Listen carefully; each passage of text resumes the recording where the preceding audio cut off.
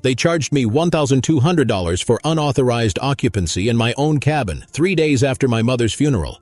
That invoice landed like a slap on her old kitchen table, still smelling of lemon polish and grief. I didn't yell. I started counting days instead. Welcome to my channel. I'm Daniel from Northern California, civil engineer, part-time volunteer inspector, and full-time trouble magnet when it comes to HOAs. If you're new here, hit subscribe so you don't miss what happens when a board forgets the law still applies. And tell me, where are you watching from? I like seeing how far this story travels before the next hearing notice finds me. The house wasn't just lumber and Lakeview, it was my mother's anchor. She bought it in 1984 for $72,500, hand-signed the mortgage with a ballpoint pen that still sits in a drawer by the stove. She left it to me, free and clear. When she passed, I moved back for a few quiet months to sort her things, and maybe my own life. The HOA, Meadow Pines Estates, saw a target instead of a son grieving. The first letter arrived April 6, 2023. Non-resident occupancy. Violation of Section 7.3b. Fine, $400. I called the manager, a man named Curtis with a salesman's voice. He said, "We need to keep the neighborhood consistent." I said, "Consistent with what? Ownership?" He hung up before I finished. By the second week, 2 board members stood on my porch taking pictures of my truck. They said it looked commercial. I pointed at the state-issued engineer's plate. One of them smirked. Codes are codes. That smirk was the hinge where mourning turned into mission. That night, I opened my mother's accordion file labeled Deed Covenants. Inside were photocopies faded to brown, but legible enough to see the original developer's signature and a term I hadn't noticed before. Parcel Exception D, retained rights of ingress, egress, and habitation per G. Ranter 1983. I didn't know it yet, but that sentence would become my first weapon. I drove into town next morning, coffee gone cold by the first stop sign, to see my old friend Carla, county recorder's office, 40 years in service, known for her ink-stained cuffs. She ran the microfilm and smiled. "Your mom's property predates the association merger by 7 months, she said. "Technically, you're an annex parcel, not a bound one." I asked if that meant the HOA couldn't find me. "Depends," she said, "on how much they bluff." They bluffed plenty. A week later, a bright orange notice of hearing taped to my door. Violation count, 5. Total pending, $200. I logged each one. Date, time, photo. Engineers live on documentation. It's our oxygen. I started reading California Civil Code, 5975 through 5985 before bed, like scripture. The HOA's own bylaws referenced common interest parcels, yet mine was technically limited interest non-subordinate. That meant they could suggest, not enforce. But I didn't want a shouting match. I wanted a record they couldn't erase. The first board meeting I attended was in the clubhouse May 2nd. Fluorescent lights, stale cookies, 8 chairs. President Linda Hale, real estate broker turned neighborhood monarch, opened with, "Mr. Brandt, you're out of compliance." I asked which clause. She flipped papers she clearly hadn't read. "You're living here without approval." I replied, "Ownership doesn't need approval." The room went quiet enough to hear the copier hum in the office next door. When I walked out, a retired firefighter named Glenn caught my sleeve. "They pulled the same stunt on me over a flagpole," he whispered. "You fight smart, not loud." That line became my compass. I spent that night scanning every letter and creating a cloud folder named MP Case 01. Timestamp, metadata, GPS-tagged photos of each posted notice. If they wanted bureaucracy, I'd give them better paperwork than they'd ever seen. By mid-May, I filed an information request under California Civil Code 55200, right to inspect association records. They had 10 business days. Day 12, I still had nothing but silence, so I sent a certified letter, return receipt. When Curtis signed for it, I smiled. Bureaucracy leaves fingerprints. 3 nights later, headlights swept across my living room window at 11:47 p.m. Someone lingered by the gate, engine idling. I stepped out with my phone recording, one-party consent state, perfectly lawful, and watched them drive off after realizing I wasn't bluffing either. The next morning, I found another note. You're making this worse for yourself. No signature, just bold Sharpie. That was the moment grief turned into calculation. Knowledge. Nugget number 1. Under California Civil Code, FAR 4515, an HOA cannot restrict or retaliate against an owner for attending or speaking at meetings regarding association matters. Retaliation carries civil penalties and potential attorney fees. I printed that statute, highlighted it, and slid it into the window next to the mailbox, right beneath their warning note. The air around the lake smelled like pine and ozone before rain that afternoon, and for the first time since Mom's funeral, I felt steady. I wasn't just defending a house, I was defending the principle she lived by. Paperwork beats bullies. The rain hit that night like a stampede on the cabin's tin roof, and in the thunder I could almost hear my mother's laugh, soft, defiant. By morning, the gravel drive shimmered like wet glass. I wiped the fog from my truck window and saw the HOA's patrol SUV parked again by the cul-de-sac, engine idling, pretending not to be there. At 8:13 a.m., my phone buzzed with an email. Hearing postponed due to non-compliance with procedural notice requirements. They'd delayed their own ambush. That meant they'd realized I knew the deadlines better and they did. 2 days later, Glenn knocked on my door carrying a thermos of burnt coffee and a yellow folder. "You're not crazy," he said before I even asked. "I found old minutes from 006. They merged parcels then, but your mom's wasn't listed." He handed me the printout, photocopies of minutes signed by a secretary long retired. It confirmed what Carla hinted. My lot was annexed but exempt from full covenant obligations. Glenn chuckled. "They'll still come for you.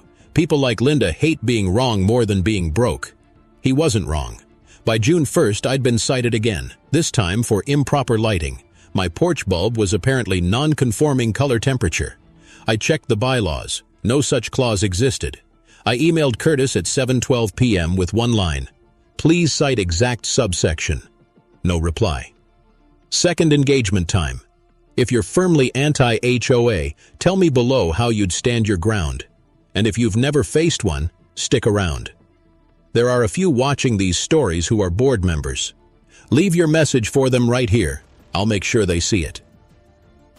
That weekend, I started the dig in earnest. My day job with the county gave me quiet access to public GIS layers. Nothing private, all open data. I overlaid the HOA's declared boundaries against assessor parcels and discovered something worth more than a lawyer's letter. 2 drainage easements maintained by the HOA cut directly through my property line. If I blocked them, half the community's stormwater had nowhere to go. But I wouldn't block anything, not yet. Information is better than obstruction. I wanted lawful leverage, not vengeance. The deeper I went, the more sloppiness I found. Permit filings signed by unlicensed contractors, missing inspection certificates for the clubhouse retrofit in 2019. Each document went into a spreadsheet with a timestamp and note, "Verify compliance gap." I met my auto, Arnie, Maya Patel, at her small office near the county courthouse. She wore wire-rimmed glasses and kept a legal pad covered in doodles of sunflowers. "You're building a record, not a brawl," she said. I walked him through the drainage easements, the storm grate on the east side where water from half the HOA drained. He nodded, took photos, measured angles with a digital inclinometer. "Looks like the association's maintenance ends right at your property line," he said. "But their runoff crosses into yours. That's their jurisdictional problem, not yours." I could almost hear the gears turning in my head. If the HOA's maintenance extended into my property without consent, they were the trespassers, not me. Ortega signed his report on the hood of his car, pen clicking twice. "Official copy in 10 days, he said. "You'll want to keep that one framed." When I showed up at the August 28th board meeting, I didn't carry the report. I just carried myself like I had it. Linda's eyes darted when she saw me. They'd moved the meeting to a members-only session, forgetting the law on open meetings applied to all owners. I quoted it softly, I-4925, word for word. They let me in. Inside, Linda launched into her prepared statement. "This homeowner has repeatedly disregarded association procedures." I raised my hand halfway through. "Correction, this homeowner has repeatedly cited your own bylaws back to you." The room chuckled. Even one of her allies smirked. Afterward, I stood by the coffee urn when Curtis approached. "You're making this personal," he said. "It already is," I replied. "You came after my mother's home." He sighed. "You could have just paid the fines." "Or," I said, "I could have followed the law." By September, the harassment escalated. Someone called in a wellness check. 2 deputies arrived, found me stacking firewood. They apologized before leaving. One of them, Deputy Evans, looked over his shoulder and said, "We've had 3 of these false calls in this neighborhood lately. Keep your log, it'll matter." That night I opened a new folder, harassment chain. Every call, every violation, every inspection date, organized by timestamp, cross-linked to the HOA's meeting minutes. The pattern was becoming undeniable. Glenn came by again, holding a small binder of his own. "You're not the only one," he said. 8 of us got random fines last year. Paint colors, mailbox heights, you name it. But only from the ones who voted against Linda's re-election. That was the missing link. Selective enforcement. Knowledge nugget number 1 had already covered retaliation. Now, knowledge nugget number 2 surfaced. Selective enforcement undermines validity of HOA actions when comparable violations are ignored for others, creating legal exposure under state common interest statutes. I drafted an email to Maya that night with attached examples, photos of Linda's brother's boat parked overnight, her ally's non-compliant fence, both unpenalized. Maya's reply came in under 10 minutes. "Perfect. Hold. Let them issue 1 more violation before we act. Then we send notice." Late September brought cooler air and one final straw. Unauthorized signage. Apparently, my small "for sale by owner" sign on the fence line. I wasn't even selling. I'd posted it to gauge interest. That was their mistake. It proved they monitored me beyond normal scope. Debate time. Privacy versus surveillance. How far should an HOA go with patrols and cameras? Safety or harassment? Drop your take in the comments. Your stories fuel these reforms. October arrived, golden leaves spinning down the lane, and the air tasted of wood smoke. I knew they'd call another hearing soon. What they didn't know was that Ortega's inspection report was already in my mailbox, stamped and signed. Encroachment by association on private parcel, non-compliant drainage maintenance. I scanned it, backed it up 3 times, printed 2 copies, one for the next meeting, one for the county clerk if needed.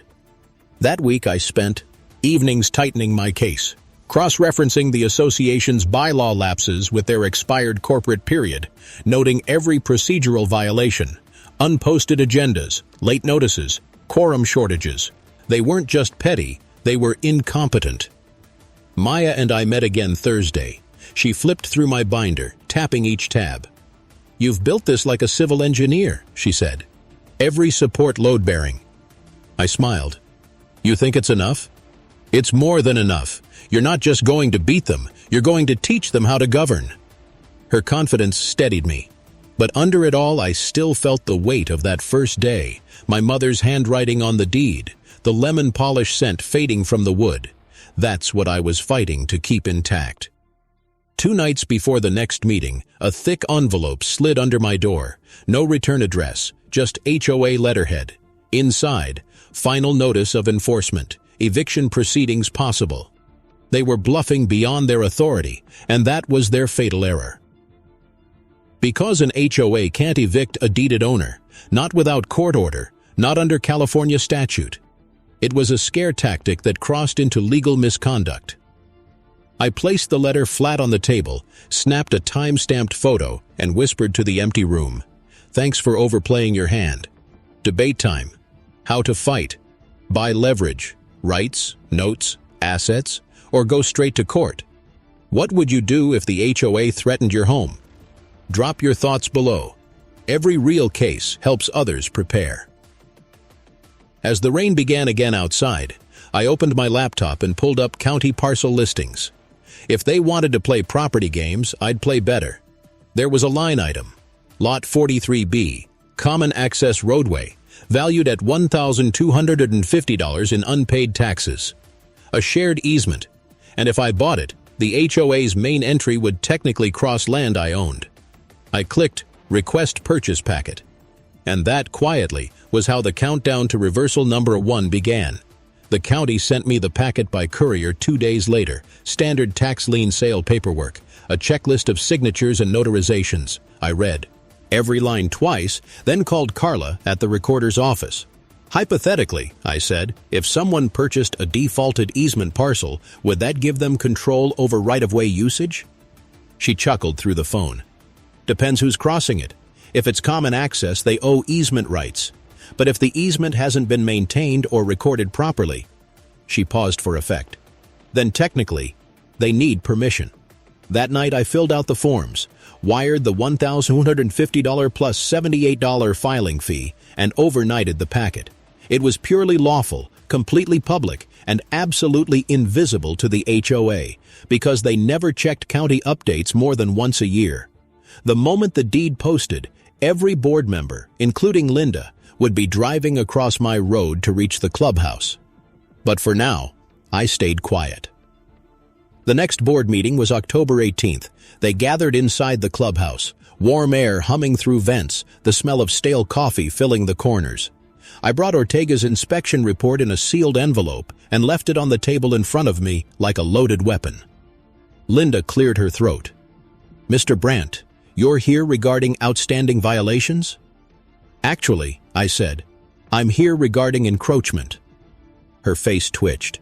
"Excuse me?" I slid the report across. The rustle of paper was the loudest sound in the room. "Your storm drains discharge through private property. Mine. Inspector Ortega confirmed it on September 3rd. I'm requesting immediate remediation and cessation of trespass." Curtis leaned forward, nervous smile failing. "That's not our jurisdiction." "It is when your runoff crosses deeded land. Civil Code, SARO 3482.5. A few homeowners whispered, the sound of dominoes beginning to tip. They adjourned early for council review. I walked out under the buzzing floodlight, listening to the tension crackle behind me like electricity. The trap was baited. 3 days later, Maya called. "County recorded your easement deed this morning. Congratulations, you now own the road they use for board access." I didn't laugh. I just exhaled. Time to be very patient. Patience is quiet power. I waited while the board kept sending violation notices, each one more desperate. The next was for holiday decor installed prematurely, a single wreath my late mother had woven. I pinned it back up with a copy of their own rulebook highlighted. Decorations permitted starting November 1st. It was October 30th. Debate prompt: policy versus property. How far should an HOA control your porch, lawn, or decor? Where's the line for you? Comment below. Meanwhile, I started compiling what Maya called the playbook, a 40-page binder tabbed by statute, retaliation, selective enforcement, corporate lapse, encroachment, and now easement ownership. Each section backed by exhibits, receipts, and certified dates. Knowledge nugget number 3. In many states, an HOA's authority extends only to common areas and bound parcels listed in its recorded CCRs. Unrecorded annexations or expired incorporations can void enforcement actions on excluded lots. By mid-November, Curtis tried to negotiate. "Let's make this simple," he said during a brief phone call I documented with consent. "If you just sign a compliance agreement, we'll waive the fines." I replied calmly, "I don't negotiate invalid contracts." He tried again. "We can make your life easier." "You already have," I said. "You've given me every exhibit I need." The first tremor of fear crept into his voice. "What do you mean?" "Wait for the agenda next month." After the call, I stepped outside. The lake was still, windless, mirror flat. The pine reflection perfect except where a fish surfaced. The moment felt surgical, silence before incision. December 2nd was circled in red on my calendar. The annual meeting, when the board renewed positions and budgets. My plan was simple. Use the leverage when witnesses were present. That week, Glenn helped me install a motion camera on the porch purely for record, not hidden, fully visible, signposted per statute. Predictably, the next day I received a surveillance violation. I laughed out loud reading it. Under state law, they couldn't prohibit cameras facing public view. Their ignorance had become my insurance. At this point, the harassment turned frantic. Flyers in mailboxes claiming I owed back dues. False posts on the HOA Facebook group. A rumor that I was selling to a developer. Each lie sharpened the narrative of retaliation. Then came a personal moment I didn't expect. My sister called from Oregon, first time since Mom's funeral. "You still fighting them?" she asked. "Yeah," I said. She hesitated. "You sound lighter. She'd be proud, you know." That landed hard. Not victory, validation. The kind that hums in your chest, quiet and strong. On December 1st, the day before the meeting, Maya emailed me the final draft. Notice of cease and desist regarding unlawful encroachment and retaliation, referencing California Civil Code 5448482.5, 4515, and 5205. Attached was the recorded deed for the access roadway. Her note read, "Deliver in person. Read Clause 3 aloud." I slept barely 3 hours that night. At dawn, I printed 2 copies, sealed one, and slid it into my leather folder. When I walked to the meeting hall, the frost crackled under my boots. The whole community had shown up, 40 residents, maybe more. Linda's smile faltered when she saw me take a seat front row. Debate prompt, punishment fit. What should happen when an HOA crosses into harassment or trespass? Removal? Fines? Comment, what accountability looks like to you. Linda banged the gavel at 6:03 p.m. sharp. First order of business, disciplinary actions. I stood, calm as stone. Point of order. Before you proceed, you're currently in trespass of property recorded to my name. Here's the deed. IP laced it on the podium. The sound of paper hitting wood echoed through the hall. And just like that, silence took the room. Linda's gavel hovered mid-air, her mouth half open. Curtis leaned over to whisper, but his voice cracked loud enough for everyone to hear. "He's bluffing." I turned the deed toward the projector so the seal glowed under the fluorescent light. County Recorder, November 23rd, Book 4721, page 188. I bought the right-of-way the association uses to reach this building. I haven't restricted it, but any board action taken on property under trespass is legally void until resolved. Maya had coached that line perfectly. Firm, factual, no threat. The crowd shifted, whisper turning into a steady murmur. Glenn sat in the back row, nodding once like a coach after a clean hit. Linda tried to recover. "Mr. Brandt, that road is a common amenity. You can't just—" "Actually," I cut in, "the HOA stopped paying taxes on it in 2019. That's why the county auctioned it. You're welcome to reimburse me if you want to restore your rights." She blinked twice, looking to Curtis for rescue. He had none. That night ended in chaos. No votes, no adjournment. Just half the board rushing out to call their lawyer. I walked home slow, the cold air slicing sharp across my face, the kind that tastes like iron and pine needles. Reversal number 1 was complete, but I didn't celebrate. You never celebrate leverage, you guard it. By morning, the retaliation wheel spun faster than ever. Citation for unauthorized obstruction, my mailbox. Violation for filming private property, the door-mounted camera. A social media post accusing me of blackmailing the board. I documented everything, screenshot timestamps, even the IP metadata from the post. Maya said, "Perfect. You're building your harassment claim for free. But stress leaks through cracks you don't see."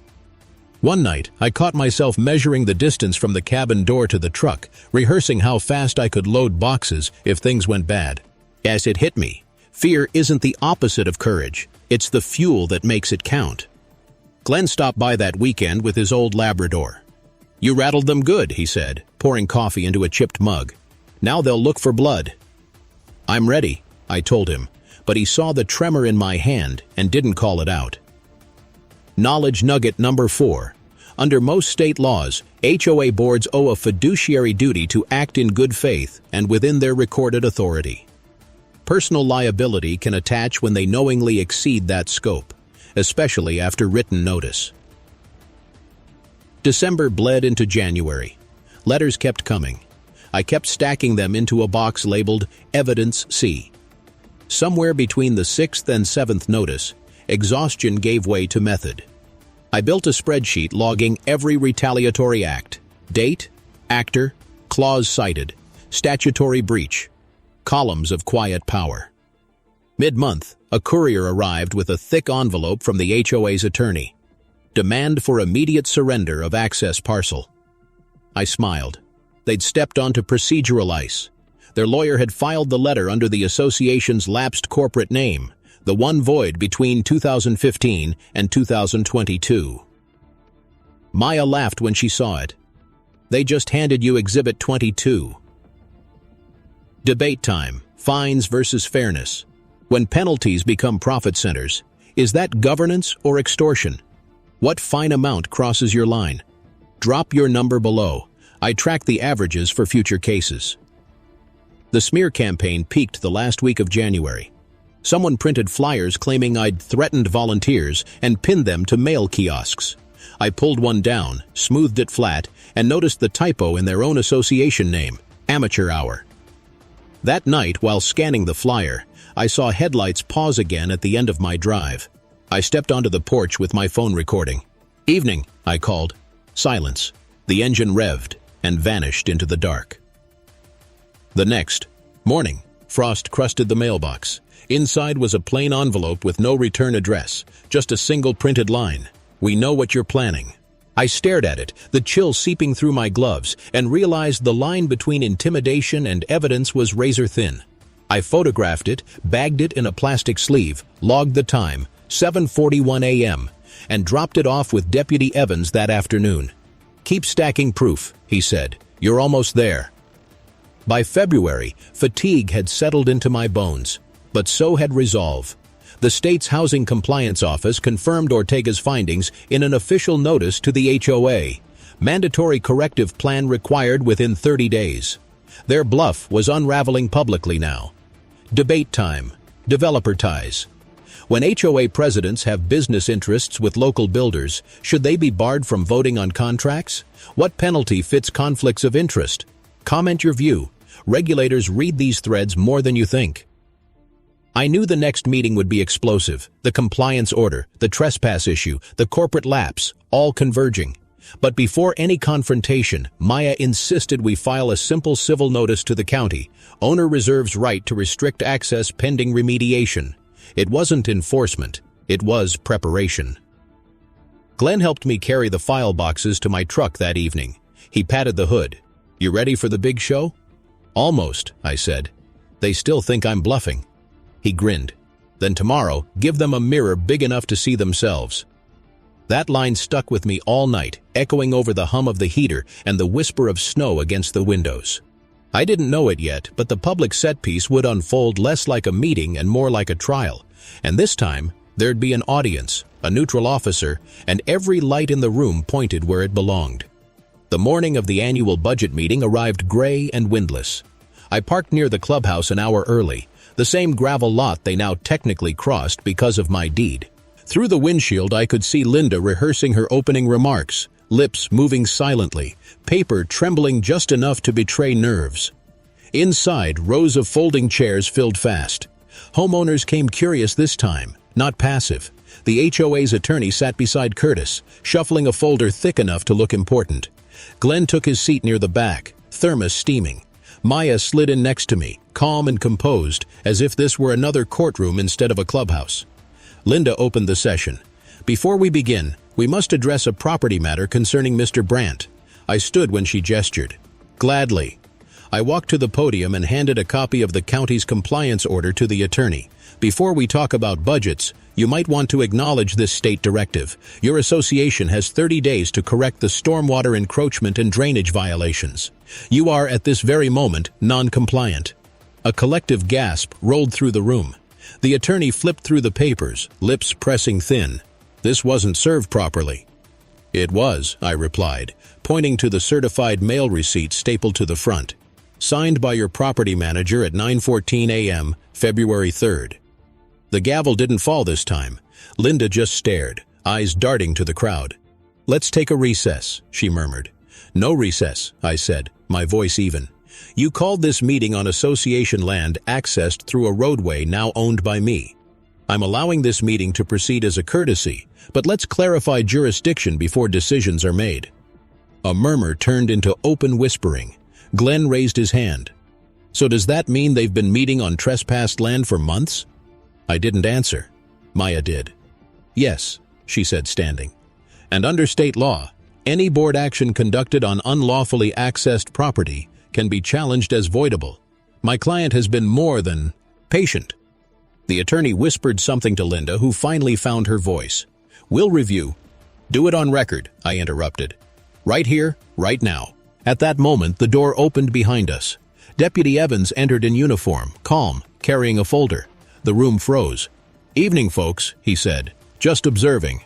We had a prior complaint about harassment in this association. I'm here to make sure tonight stays civil. Neutral authority, present, visible, lawful. The tension dissolved into uneasy silence. Linda forced a smile. Of course, officer. Evans nodded. Good, then I'll just stay by the door. I turned back to the board. For the record, I am not restricting your access. I'm simply asserting ownership, and I expect compliance with drainage repair per the state's directive. You have until March 5th. Curtis muttered something about extortion. Maya shot him a glance. Careful, sir. That's a strong word for a lawful property transaction. The next 30 minutes felt like a slow-motion collapse. Motions tabled. Budget postponed. The attorney requested closed executive review, which under open meeting law wasn't allowed. Glenn stood up and said, "Transparency starts tonight." Applause broke from the back rows. That's when Linda snapped. "You think you can bully us because you know a few statutes?" I took a breath. "No, I think you forgot they apply to you too." Debate time. Recording rights. Should homeowners be allowed to film HOA meetings for accountability? Where's the line between privacy and transparency? Tell me in the comments what you'd allow in your neighborhood. The meeting ended without adjournment, a procedural train wreck. Evans stayed until the crowd dispersed, then shook my hand. "You kept it calm," he said. "For what it's worth, half the county's rooting for you now." That night I sat on the porch, the wind sharp but clean, watching headlights snake away from the clubhouse across my newly acquired road. Reversal number 1 had landed publicly. Every homeowner there had seen the board stripped of its aura. Still, I didn't gloat. Power's only clean when it leads to reform, not humiliation. Over the next week, 3 board members resigned quietly. Curtis stopped answering emails. Linda issued a statement claiming administrative misunderstanding. I replied with a single sentence. Transparency isn't misunderstanding, it's maintenance. Debate prompt. How should accountability look for HOA officers who abuse power? Fines, removal, or permanent disqualification from any board? Leave your thoughts below. Real precedent starts with public opinion. Maya called a few days later. They've reached out through council, she said. They want to negotiate an access license for the roadway and settle the encroachment. But I suggest we hold until we have written terms that benefit the community, not just you. I nodded slowly, understanding the long game. We'll trade leverage for reform. Exactly, she said. That's the second reversal. Play it right. That night, I opened my laptop and started drafting what I would soon present as the Meadow Pines Charter for Transparency and Access. Term limits, public meeting recordings, mandatory budget audits, fee rollback. It wasn't revenge anymore, it was blueprint. And just as I saved the draft, the porch light flickered once, reflecting off the letterbox. Inside was another envelope, this one embossed with a county seal. I opened it under the lamp. Notice of scheduled inspection verification, March 4th, 10 o'clock a.m., for confirmation of drainage compliance and parcel boundary validation. The countdown had begun. March 4th arrived with a sky the color of dull steel. I'd barely slept. Coffee replaced sleep somewhere around 5 a.m. And by 9, the road outside hummed with quiet expectancy. The HOA members had been told an inspection follow-up would occur, but nobody expected it to be public. Luis Ortega's sedan rolled up first, right on time, state emblem catching the pale light. Deputy Evans followed in his cruiser, idling behind him like punctuation. And then the crowd came, neighbors drifting down the lane, arms crossed, whispers thick with curiosity. Linda emerged last, wearing her red blazer like armor. Curtis hovered beside her, holding a clipboard he didn't seem to know what to do with. Ortega shook my hand. "We'll be brief," he said. "Need to confirm compliance of drainage corrections." I gestured toward the culvert where their runoff carved a groove into my soil. "Nothing's been repaired since your last report." He crouched, snapped photos, and nodded. "Confirmed. No remediation observed." Then he looked up at Linda. "Ma'am, you were given 30 days. She opened her mouth, closed it again. "Our contractor never applied for the permit," Ortega finished. "That's on record." Evans stepped closer, voice neutral. "Ma'am, you'll need to acknowledge receipt of this citation. It's administrative, not criminal." She took the paper like it burned. Cameras clicked, neighbors recording on phones, legally. That was the moment the facade collapsed. Curtis muttered, "This is ridiculous." I turned to him. "You're right, it is. But ridiculous turns into unlawful the second it keeps happening." He had no reply. Glenn whispered from behind me, "You just built their confession without raising your voice." I didn't smile. I just watched as Ortega packed up his camera, slid his folder shut, and said the line that ended the war. "File will recommend oversight review. Neutral authority confirmed, on record." As the officials drove off, Linda tried one last gasp of control. "You'll regret making enemies, Mr. Brandt." I met her eyes. "I didn't make enemies. You made oversight." The crowd began to disperse, murmuring. Some shook my hand, others just no. Dead, silent thanks, cautious but real. For the first time I felt the balance shift from isolation to alliance. Debate time. Kids versus aesthetics. When HOAs cite families for toys, bikes, or chalk drawings, is it about safety or control? Where's the fairness line for you? Drop your thoughts. I'll use real stories in the next reform video. That night, Maya and I sat in my kitchen surrounded by documents like fallen leaves. "They're cornered," she said. "The county will force compliance and the board's insurance carrier will demand internal reform to reduce liability. We can steer that process." "Meaning?" I asked. "Meaning you don't sue for money. You negotiate for structure." I thought about it, staring at the porch where the last of the snow melted into rivulets across the decking. We trade the easement access for transparency, elections, term limits. Exactly. Reversal too. Over the next 2 weeks, news spread fast. Local reporters picked up the story. HOA faces state oversight after drainage, violations, and alleged retaliation. The board's insurer sent a notice of inquiry. By the third article, Linda resigned, citing personal reasons. Curtis vanished from the directory altogether. Meanwhile, I received a letter. Not hostile this time, but contrite. The acting interim president, a retired teacher named Sandra, wrote, "We'd like to resolve all property matters amicably and rebuild trust." That was the opening I'd been waiting for. On March 18th, we met at the same clubhouse, sunlight pouring through the tall windows this time, instead of the hum of fluorescent bulbs. The room smelled of lemon cleaner and cautious hope. Sandra sat with 3 remaining board members and no lawyers. Maya opened. "We're willing to grant a perpetual, cost-free access easement back to the association on one condition: formal adoption of a transparency charter codified in your bylaws." Sandra leaned forward. "Details?" I handed her a typed page, 3 paragraphs, bulletproof in its simplicity. Term limits. No board member may serve more than 2 consecutive terms. Open records.